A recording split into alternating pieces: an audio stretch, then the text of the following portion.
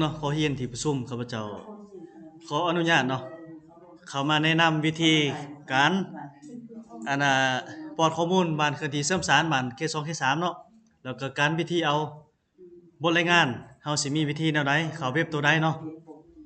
อันน่ะเข้ามาในหน้านี้เนาะให้เฮาชื่อว่าสำหรับข้อมูลพื้นฐานของอันน่ะ DHIS2 นี่จะมีอยู่ใน3เว็บหลักๆเนาะตัวหนึงจะใช้สำหรับการเข้าเบิ่งคะแนนของอันน่ะ QPS เนาะแล้วก็การประเมิน QPS 2จะไม่ใช้สำหรับอันน่ะ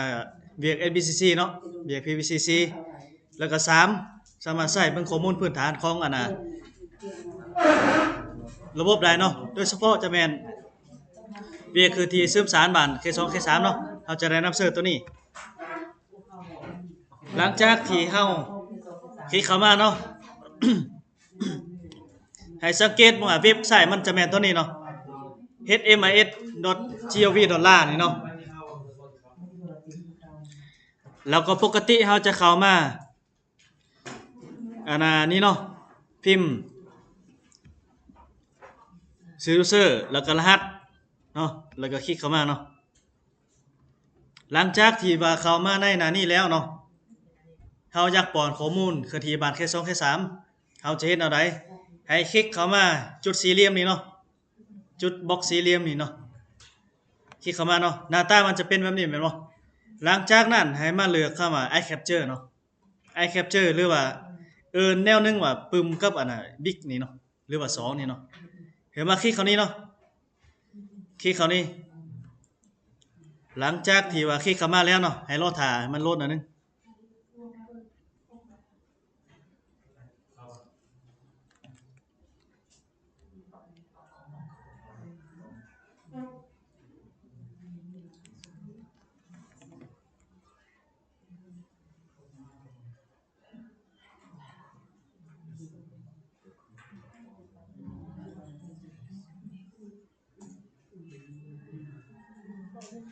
ได้แล้วเนาะอันน่ะหลังจากที่ว่าเข้ามาในหน้านี้แล้วเนาะให้เฮามาเลือกสายงานที่ว่าเฮาจะป้อนเนาะอยู่ในนี้จะมีหลายแต่ว่าแบบฟอร์มแตกต่างกันที่ว่าเฮาจะป้อนสำหรับบ้านเคลื่อนที่เสื่อมสารเนาะเฮาจะป้อนอยู่ในนี้เนาะ DLI 5นี่เนาะอยู่ตัวเทิงสุดให้คลิกเข้ามาเนาะคลิกเข้ามาเลยหลังจากนั้นเฮามาเลือกโครงหางจะต่างเนาะตัวอย่างอันน่ะเมืองเหี่ยมเนาะข้าพเจ้าสิทดสอบอันน่ะให้เบิ่งอยู่เมืองเหี่ยมให้มาเลือกสุขศาลาเนาะอันน่ะตัวอย่างสุขศาลาถามลาเนาะให้มาเลือกเขาเลยให้ไม้ติ๊กนี่เนาะไม้ติ๊กเราให้เลือกเข้ามาเนาะมันจะโหลดหากว่าเฮาจะป้อนเด็กผู้มือเนาะให้มาคลิกลงทะเบียนคันว่าเฮาสิสืบต่อผู้เก่า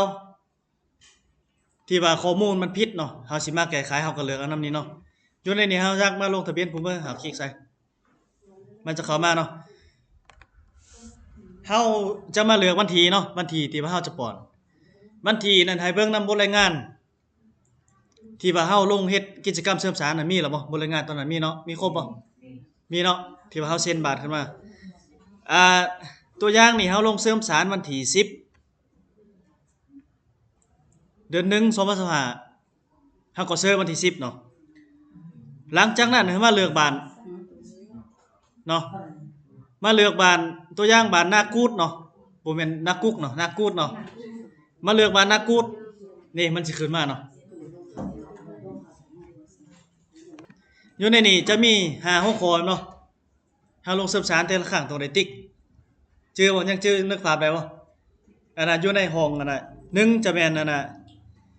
ตัวนี้เนาะเฮาจะลงได้ติ๊กลงมาหลังจากที่ว่าเฮาเฮ็ดกิจกรรมตัวนี้แล้วเนาะให้มาสอดคล้องกับบทรายงานแล้วเนาะเฮามากดบันทึก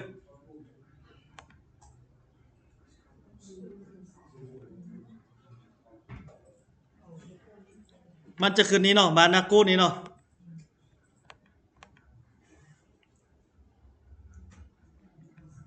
กดบันทึกแล้วมันจะขึ้นอยู่นี่แม่นบ่ที่ว่าเฮาลงคือที่13บ่กดแล้วกิจกรรมเฮ็ดแล้วมันจะขึ้นแม่นอยู่นี่เนาะแต่ว่าตัวนี้ข้าพเจ้าสิลืมก่อนเนาะเพราะว่าปอนทดลอง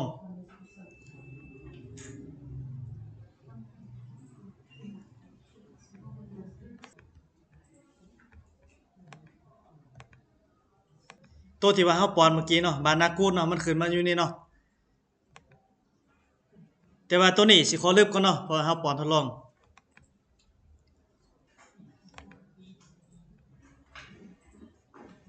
โอเค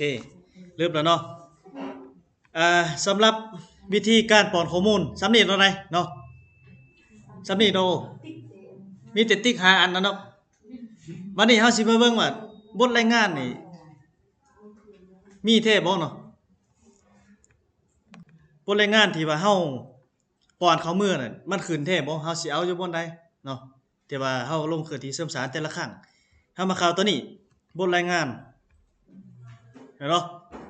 เฮาสิดึงบทรายงานตัวที่ว่าเฮาป้อน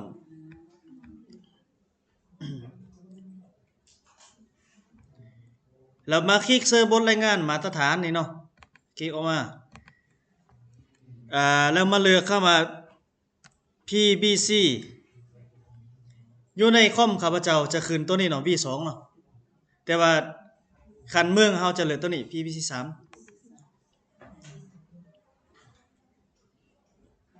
แล้วมาเลือกโครงหางชะตังเนาะแข้งหัวพันมึงเหี้ยมแม่นบ่เมื่อกี้เนาะมึงเหี้ยม2024แล้วก็คลิกเอาบทรายงาน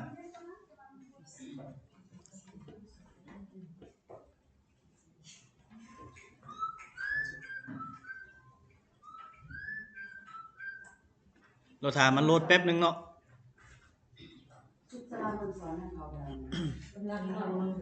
นี่เนาะเมืองเหี่ยมนี่มีเขตบริการของเมืองแล้วก็สุขศาลาอยู่3แห่งเนาะมันจะขึ้นตัวนี้เป็นภาพรวมเนาะเราเฮาอยากเบิ่งรายละเอียดของบ้านจะเห็นเอาได้มาคลิกตรงนี้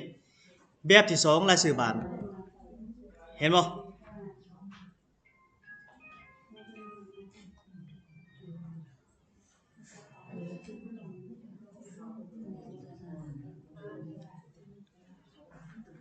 ครั้งที่2นี่ยังเนาะตัวนี้เป็นบทรายงานข้อที่3เป็นยัง